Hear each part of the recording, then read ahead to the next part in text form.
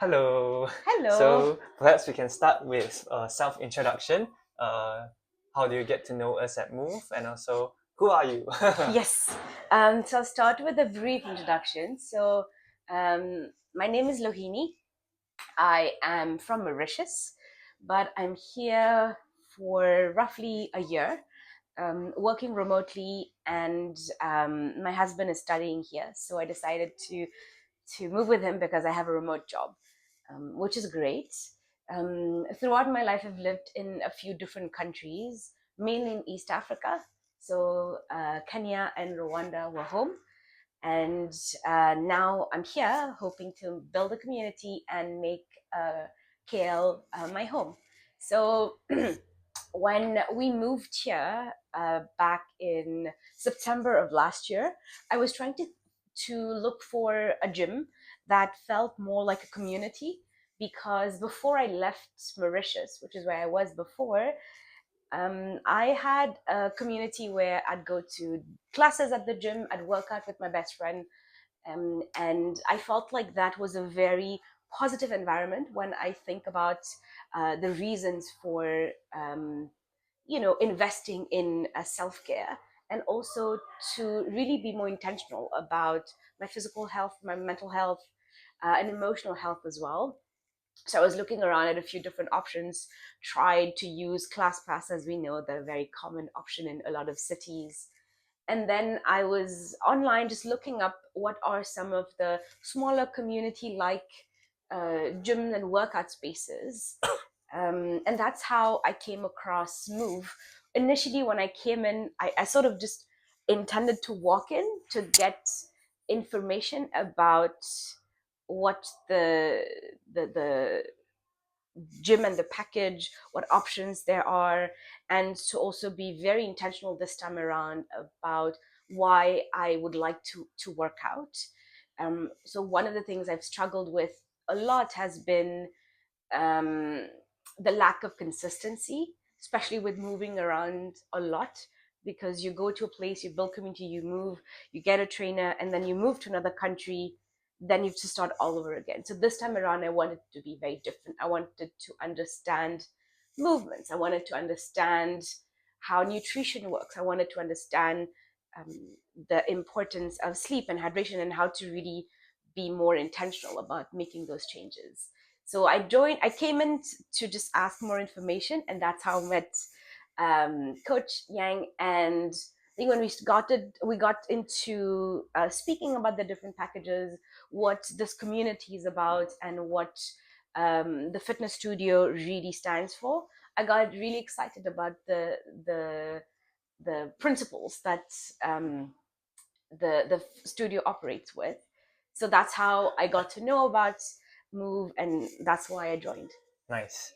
So you mentioned just now the main challenges you had was you were moving around. So every time you have to start a new adaptation process, and maybe you have to adapt to different trainers' methodology. So this time round, you wanted to have something more sustainable Mm-hmm. that you can bring forth towards your future wherever you are. Mm-hmm. So maybe you can elaborate a little bit whenever you move between different places. Specifically, what are the main challenges you felt in your lifestyle as well as in your nutrition? Mm.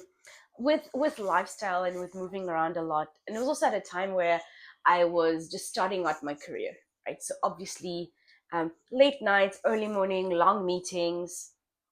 So finding time to work out, one was extremely hard, but also inconsistent because of the packed weeks. And in the weekends, you're extremely tired, right? So to find time consistently was hard. And it felt like working out became an event where you have to plan for it as opposed to it becoming part and parcel of your day-to-day life, right?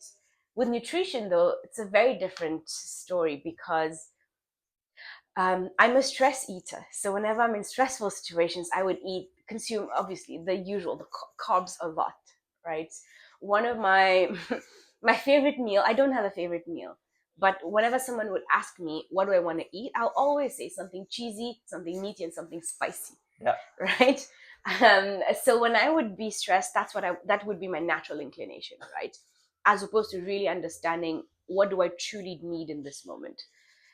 With nutrition as well, it's been, I guess when I'm speaking nutrition now, right now, I'm speaking more about just eating habits. Now, I would skip breakfast, have a juice, have a large lunch, and at night, because I'm so tired and I'm living by myself, I'm not cooking. So I'm having from popcorn to wine to just a toast and egg, and that's it, right? Now, something that I've come to realize is that when you are younger, you can go by with a lot of these habits. However, I would say that I don't think they're sustainable in the long run. I won't say that it's good or bad, which is something that I've learned. But it's not optimal, and that's not something that is sustainable and aligns with some of my goals. So with nutrition, it was mainly not balanced meal, irregular meal times, not having the awareness of the portions and how it serves my body, and not looking as food as fuel, but food as like, I just need to eat it because it's what needs to happen, right? So those were some of the challenges. And also the last one I'll say, which has been, like I said, it encompasses everything, which is that I don't think I had a sustainably healthy outlook to life, right? So, not eating properly, not sleeping properly, not enough hydration, not enjoying my workouts also because they felt like I had to move my body, as opposed to right now, it feels very different. It feels like I want to move my body and I get to do that, which has been a significant change for me. Yeah, that's really glad. I'm really glad you brought up most of the things that we've been doing for the past few months, and I'm glad that we were able to touch on different aspects in your life, that we built those habits so that you can move forward. And now that you have a better understanding of your overall health and wellness, so maybe you can touch on also what have been the positive changes. Just now you mentioned all the challenges that we have encountered, and also you have touched on what are the small changes in terms of outlook. Specifically, what did we do together to help you build those sustainable habits? For me, the first and most important change has been my mindset, which is this like all or nothing mindset that I used to have, right? Um, and also, the second element of mindset for me that's been very helpful has been the beginner's mindset, right? I invested in learning about the movements, understanding which muscle groups work together, and that's something that we've been very deliberate about. And I think something that you've started doing is asking me, where do I feel the most of the movement? Is this where I should be feeling it?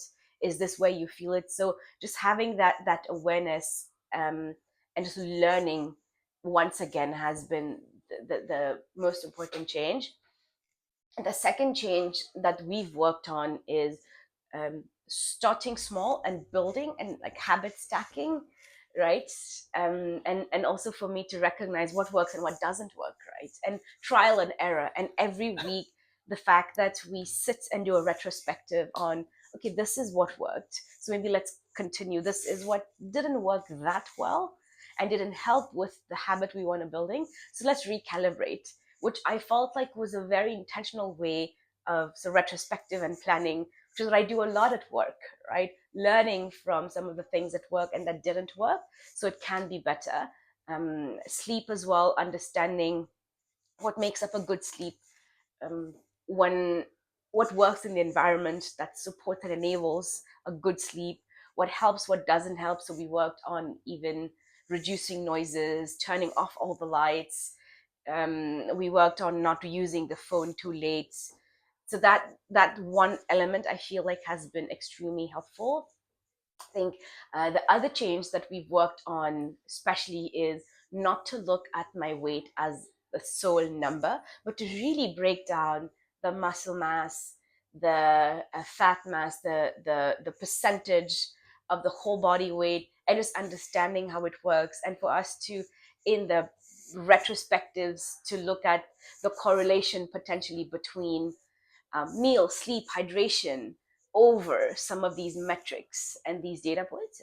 I think working on that for me has been extremely helpful.